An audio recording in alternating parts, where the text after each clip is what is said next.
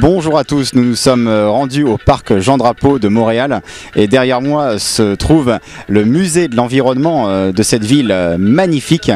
Vous pouvez contempler cette architecture des plus originales. Alors devant la biosphère, nous avons rencontré un compatriote, Benjamin, bonjour. Bonjour. Alors Benjamin, qu'est-ce que tu fais à Montréal devant cette magnifique biosphère? Quel est ton parcours? Alors moi je visite un peu Montréal, je suis arrivé depuis 3 jours en fait, en sac à dos.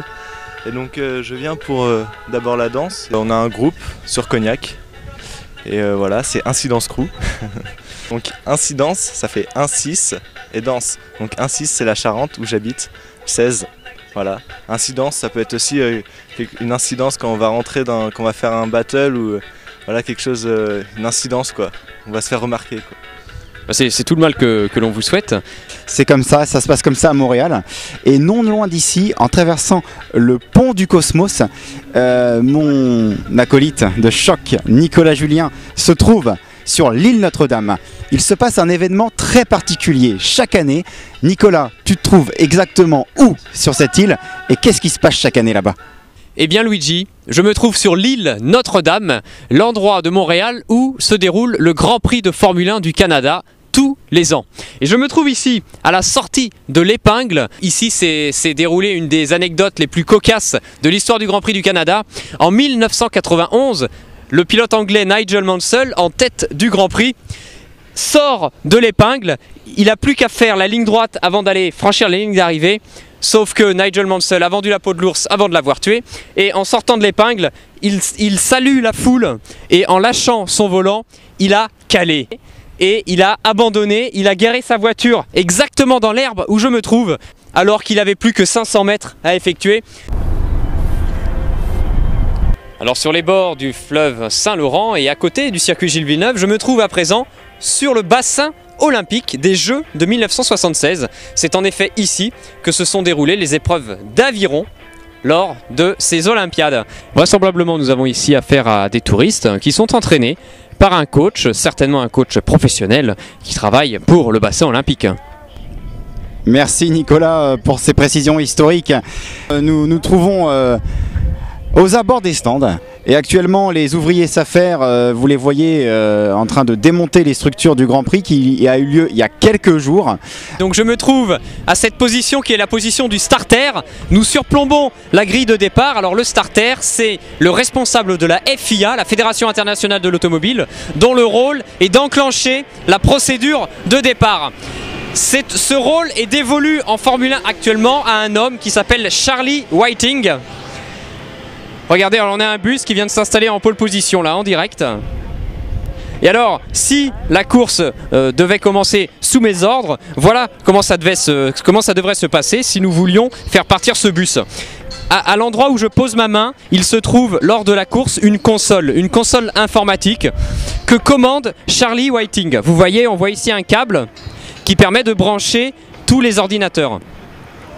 Charlie Whiting enclenche la procédure de départ, c'est-à-dire que c'est lui qui enclenche l'allumage des feux. Donc les feux rouges s'allument tous en même temps et quand ils s'éteignent, c'est le départ.